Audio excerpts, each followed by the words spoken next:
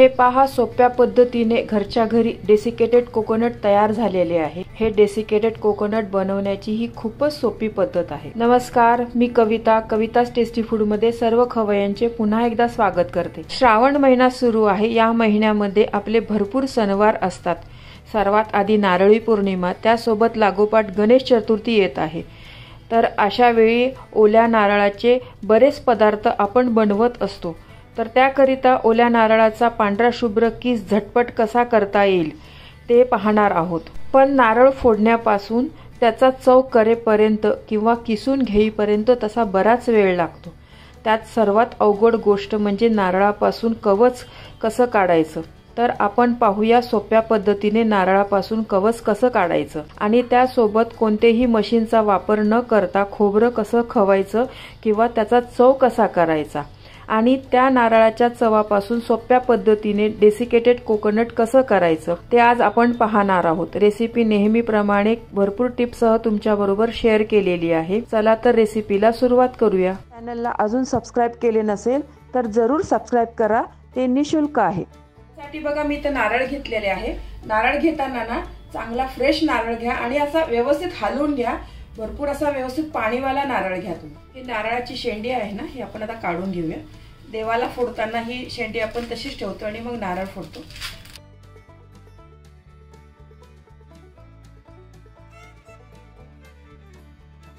हे बघा, व्यवस्थित शेंडी काढून घेतलेली आहे मी। नारळाची शेंडी काढून घेतल्यावर बघा असे 3 आपल्याला ना नारळाला डोळे दिसतात बघा। त्यातले ना 2 डोळे आहे ना ते कडक असतात आणि एक डोळा असतो ना हा मऊ असतो। याला असं नखाने पण हे केलं ना तरी निघतं बघा। याच्यामध्ये ना आपण चाकू किंवा स्क्रूड्रायव्हर घातला ना ते इझिली पाणी निघतं बघा।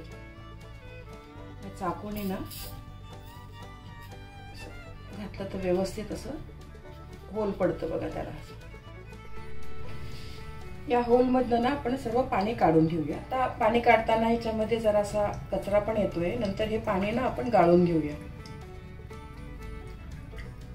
पूर्ण पाणी आहे ना व्यवस्थित असं काढून घेऊया। असं पाणी काढलं ना तर पाणी आपलं वाया पण जात नाही आणि डायरेक्ट असं फोडलं तर त्यातलं अर्ध पाणी नेहमीच आपलं वाया जातं।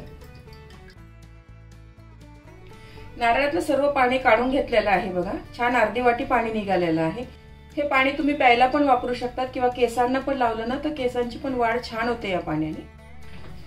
नारळाला बघा अशा ह्या 3 रेषा असतात बघा। ह्या ही एक आहे बघा, ही एक आहे इकडे आणि ही एक आहे।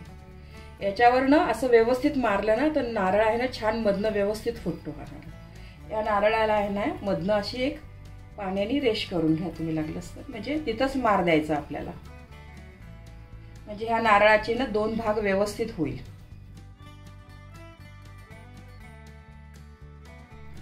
हे बघा, पूर्ण रेष ना पाण्याने मी करून घेतलेली आहे।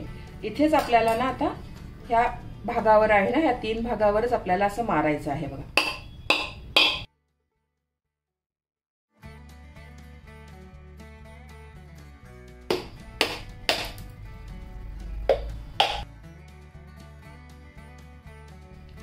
हे बघा, त्या भागावरच व्यवस्थित मारलं ना नारळाचे छान व्यवस्थित 2 पीस झालेले आहे, एकसारखे झालेले आहे। हे नारळ आहे ना व्यवस्थित फोडून घेतलेलं आहे। या नारळामधनं खोबरं काढणं ना थोडंसं अवघडच काम आहे। तर या नारळामधनं खोबरं कसं काढायची याची सोपी पद्धत मी तुम्हाला सांगणार आहे। हा नारळ आहे ना एका चाळणीमध्ये असा ठेवा तुम्ही। एका पातेल्यामध्ये पाणी गरम करायला ठेवलेलं आहे बघा मी। यावर अशी ही चाळण ठेवते आणि याच्यावर असं ताट झाकून ना एक 10 ते 15 मिनिटं ना आपल्याला हे वाफवून घ्यायचं आहे। तुमच्याकडे जर स्टीमर असेल ना तर त्याचा वापर केला तरीही चालेल। स्टीमर मध्ये पण हे खोबरं आहे ना छान वाफवून होतं। स्टीमर नसेल तर असं हे पारंपरिक पद्धतीने पातेल्यामध्ये केलं तरी चालेल। 15 मिनिट झालेले आहे। गॅस मी आता बंद करते। हे नारळ छान वाफवले आहे बघा। हा नारळ आहे ना पूर्ण गार करून घेऊया। हा नारळ बघा पूर्ण गार झालेला आहे। आता आपण चाकूने ना हा नारळ आहे ना सर्व बाजूनी मोकळा करून घेऊया।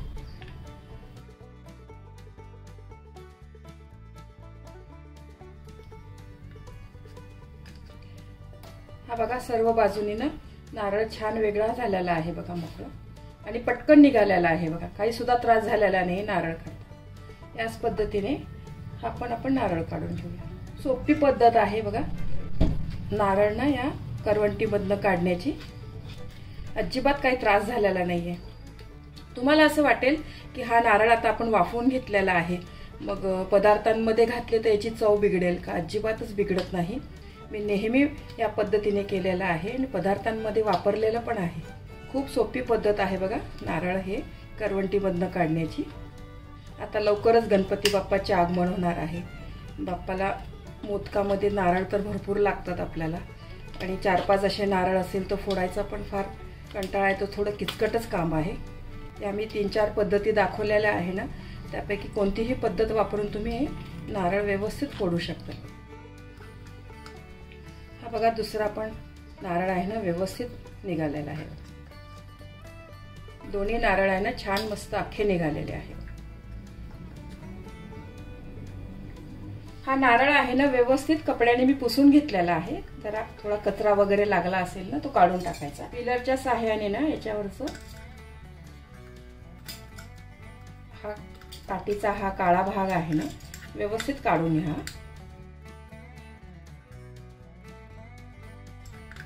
तुम्ही हा भाग आहे ना चाकूने पण काढू शकता, चाकूने पण चांगला निघतो।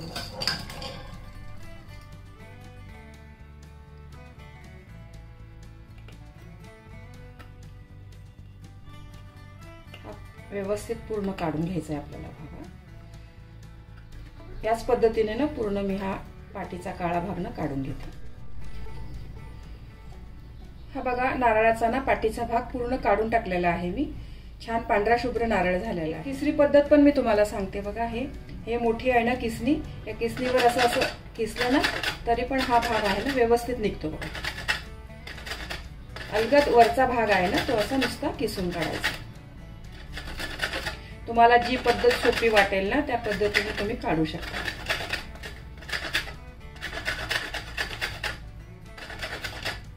हे बघा नारळाचा खालचा भाग आहे ना व्यवस्थित मी काढून घेतलेला आहे। हे एवढं निघालं आहे। हे भाजीसाठी पण तुम्ही वापरू शकता, वाटणामध्ये घातलं तरी चालेल। हे चाकूने ना या नारळाचे आपण छोटे छोटे तुकडे करून घेऊया। अगदी बारीक बारीक करा तुम्ही असे स्लाइस। या नारळाचे मी तुकडे करून ठेवलेले आहे ना। हा नारळ असा तुम्ही एअरटाईट डब्यामध्ये फ्रीझरमध्ये ठेवला ना तर महिनाभर हा नारळ ना फ्रीझरमध्ये चांगला राहतो। फ्रीजमध्ये मात्र 2 ते 3 दिवसच टिकतो। याची आपण चटणी करू शकतो, वाटणाला कोणत्याही भाजीला वगैरे वापरू शकतो, सोलकढी करू शकतो याची, तर तसा वापरला तरी चालतं। या नारळाच्या तुकड्यापासून सोप्या पद्धतीने घरच्या घरी डेसिकेटेड कोकोनट कसं करायचं ते आपण पाहूया। खूप सोपी पद्धत आहे। तुम्ही जर ही पद्धत पाहिली ना तर बाहेरचं डेसिकेटेड कोकोनट कधीच विकत घेणार नाही। मिक्सरच्या भांड्यामध्ये ना हे नारळाचे तुकडे आपण काढून घेऊया, आणि यासाठी मिक्सरचं मोठंच भांडं वापरा, छोटं भांडं वापरू नका, कारण छोट्या भांड्याचे जे ब्लेड आहे ना खूप शार्प असतात, त्याच्याने ना याचं दूध निघेल। आपल्याला याचं दूध नाही काढायचं आहे, फक्त पल्स मोडवर ना थोडा क्रश करून घ्यायचा आहे। यातलं मी अर्धच खोबरं घेते, 2 वेळा करते। एका वेळेला पूर्ण घेऊ पण नका तुम्ही, 2 वेळेला ना व्यवस्थित चांगलं बनतं। हे मी पल्स मोडवरच 1-2 ते 3 मिनिटं फिरवून घेणार आहे। पल्स मोडवर हे खोबरं आहे बघा, मी छान असं फिरवून घेतलेलं आहे। अगदी आपण खोबरं खाऊन घेतो ना तसंच खोबरं झालेलं आहे बघा। एकदम असा बारीक चुरा पण नाही झालेला आहे। खूपच सोपी पद्धत आहे ही खोबरं खाऊन घेण्याची। नाहीतर खोबरं खवायला ना फार वेळ लागतो आणि जरा किचकट काम आहे खोबरं खावणं म्हणजे। या पद्धतीने करून घेतलं ना खूपच सोपं गेलेलं आहे। एक खोबरं आहे ना एका प्लेटमध्ये काढून घेते मी। खूप छान खवल्यासारखंच झालेलं आहे। हे पहा जवळनं दाखवते मी तुम्हाला, खवलेल्या खोबऱ्यासारखंच झालेलं आहे बघा। याच पद्धतीने बाकीचं राहिलेलं पण मिक्सरमध्ये फिरवून घेते। हे पहा दुसरं पण झालं आहे आपलं। हा एका नारळापासून ना इतका चव निघालेला आहे, नारळाचा भरपूर निघाला आहे चांगला। हा चव आहे ना तुम्ही फ्रीजमध्ये एअरटाईटच्या डब्यात ठेवला ना तर 3 ते 4 दिवस चांगला राहतो, खराब होत नाही। मात्र फ्रीजरमध्ये ठेवला ना तर मग महिना 1.5 महिना चांगला राहतो। आपल्याला कोणताही पदार्थ करायचा असेल ना तर पटकन घेऊन आपण करू शकतो आयत्या वेळेला। आणि हा चव आहे तुम्ही झिपलॉकच्या बॅग मध्ये, छोटे छोटे जे झिपलॉकचे बॅग असतात ना छोटे, तर त्याच्यामध्ये एक अर्धी वाटी ठेवला ना तर जेव्हाही आपल्याला कशाला लागेल, पोह्यावर घालायला किंवा पदार्थांमध्ये कोणत्याही वापरायला तर बरा पडतो। तसाही केलं तरी चालेल तुम्ही, किंवा एकाच एअरटाईटच्या डब्यात ठेवला तरी चालेल। पण आता आपण या चवपासनं डेसिकेटेड कोकोनट कसं करायचं ते पाहूया। यासाठी ना गॅसवर मी पॅन गरम करायला ठेवलेला आहे। यासाठी तुम्ही ना नॉनस्टिकचाच पॅन वापरा, त्याच्यामध्ये ना हा चव आहे ना व्यवस्थित परतवला जाईल आणि करपणार नाही.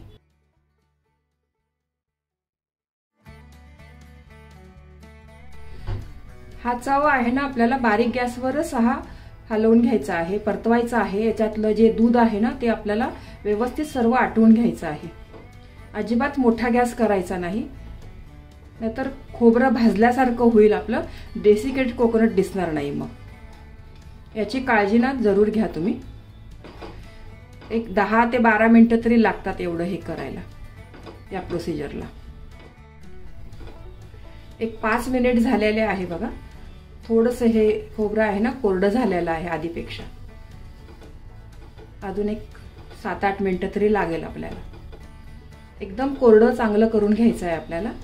चांगलं कोरडं केलं ना तरच टिकतं. मग ओलसर ठेवलं तर मग लगेच त्याला बुरशी लागते, बुरा लागतो ना, खराब होतं. मग व्यवस्थित भाजून घ्यायचं आहे, अजिबात घाई करायची नाही. आणि ही पूर्ण प्रोसिजर आहे ना मी बारीक गॅसवरच करत आहे, अजिबात मोठा गॅस कुठंच केलेला नाही. बाहेर आपण डेसिकेटेड कोकोनट घ्यायला जायला ना खूप महाग पण पडतं. आणि बाहेरच्या डेसिकेटेड कोकोनटमध्ये बघा असा चोता लागतो, असं खोबऱ्याचं ना हे लागत नाही, ज्यूस लागत नाही, असं आपण खोबरं खातोय असं वाटत नाही. पण याच्यामध्ये तसं नाही वाटत. हे आपण दूध आहे ना याच्यामध्येच आटवून घेतो आहे. टिकण्यासाठी बाहेरचे लोक केमिकल वगैरे घालत असेल काहीतरी त्याच्यामध्ये, पण हे आपलं घरचं पूर्ण शुद्ध चांगलं बनवलेलं आहे बघा. हे श्रावण महिना लागला की असं मी 3 ते 4 नारळाचं ना करून ठेवते, म्हणजे पूर्ण आपल्याला श्रावण गणपती मध्ये लागलं ना खोबरं तर मग पटकन वापरता येतं. नारळी पौर्णिमेला आपण नारळाची वडी, नारळाच्या करंज्या पण करू शकतो, खूप छान लागतात त्या पण. आणि गणपती बाप्पाला उकडीचे मोदक, तळणीचे मोदक तर खोबरं तर पाहिजेच. ओलं वापरा किंवा असं डेसिकेटेड वापरा, तर खोबरं पाहिजेच मोदक करायला. श्रावण महिन्यानंतर आपले भरपूर सणांचे दिवस सुरू होतात. गणपती झाल्यानंतर दसरा, दिवाळी. दिवाळीला पण हे डेसिकेटेड कोकोनट वापरून आपण करंजी करू शकतो, तेव्हा पण खोबरं लागतंच आपल्याला. हे असं डेसिकेटेड कोकोनट आपण करून ठेवलं ना तर बाहेर एअरटाईट डब्यामध्ये ना महिनाभर चांगलं राहतं, पण फ्रीजमध्ये ना 5 ते 6 महिने चांगलं राहतं, अजिबात खराब होत नाही. जर चांगले असे स्वस्त नारळ मिळाले ना तर 4-5 नारळाचं असं करून ठेवा तुम्ही. बाहेरच्यापेक्षा खूप स्वस्त पण पडतं आपल्याला. मला हे 20 रुपयाला एक नारळ मिळाला आहे. आणि एक नारळमध्ये ना पाव किलो तरी आपल्याला ना डेसिकेटेड कोकोनट मिळतं बघा. हे म्हणजे 20 रुपये पाव पडतं बघा आपल्याला हे. आणि बाहेर आपण घ्यायला गेलो तर खूप महाग पडतं. हे पहिल्यापेक्षा बऱ्यापैकी कोरडं झालेलं आहे बघा. पहिले मी सुरुवात केली होती ना भाजायला तेव्हा हाताला थोडंसं जड लागत होतं, आता ना थोडंसं हलकं लागतं आहे. आणि पूर्ण चांगलं व्यवस्थित भाजलं ना तर एकदम हलकं लागतं आपल्या हाताला, तर समजायचं की आपलं छान व्यवस्थित भाजलं गेलेलं आहे. मी परत सांगते, हे बारीक गॅसवरच भाजा तुम्ही. हे अजिबातच कुठं मोठा गॅस करू नका. आणि नॉनस्टिक भांडच घ्या तुम्ही, त्याच्यामध्ये ना चिटकत नाही, करपत नाही, व्यवस्थित होतं. हे बघा, हे खोबरं आहे ना छान मस्त कोरडं झालेलं आहे, हलकं झालेलं आहे बघा, आधीपेक्षा पूर्ण झालेलं आहे. हे एवढं करायला मला 15 मिनिट लागलेले आहे. आता मी गॅस बंद करते, पण पॅन आपला चांगला गरमच आहे, त्याच्यामध्ये 1-2 मिनिटं ना असं हलवत राहते. हे डेसिकेटेड कोकोनट बघा छान मस्त कोरडं झालेलं आहे, अगदी बाहेरच्या सारखंच झालेलं आहे. आणि असं कोरडं होईपर्यंत चांगलं व्यवस्थित भाजून घ्या, तरच मग हे खोबरं आहे ना आपलं फ्रीजच्या बाहेर पण महिनाभर टिकेल. आणि फ्रीजमध्ये ठेवलं ना तर हे 4-5 महिने चांगलं राहतं, अजिबात खराब होत नाही. एखाद्या एअरटाईट डब्यामध्ये ठेवून द्यायचं. हे तुम्हाला ही रेसिपी आवडली असेल तर तुमच्या मित्रमैत्रिणी आणि नातेवाईकांबरोबर शेअर करा, व्हिडिओला लाईक करा व चॅनलला सबस्क्राईब करा. रेसिपीला कमेंट्स करा, तुमच्या कमेंट्स वाचायला मला फार आवडतात. तुमच्या लाईक्स आणि कमेंट्समुळे माझा उत्साह वाढतो आणि नवनवीन व्हिडिओ बनवण्यासाठी प्रोत्साहन मिळते. त्याचबरोबर तुम्ही मला फेसबुक, इंस्टाग्राम आणि पिनट्रेस्टवर देखील फॉलो करू शकतात, त्यांची लिंक डिस्क्रिप्शन बॉक्समध्ये दिलेली आहे. तुम्ही ही रेसिपी कोणत्या गावातून पाहताय तेही सांगा. तर पुन्हा भेटूया एका नवीन रेसिपीसह. तोपर्यंत मस्त खा, काळजी घ्या. धन्यवाद.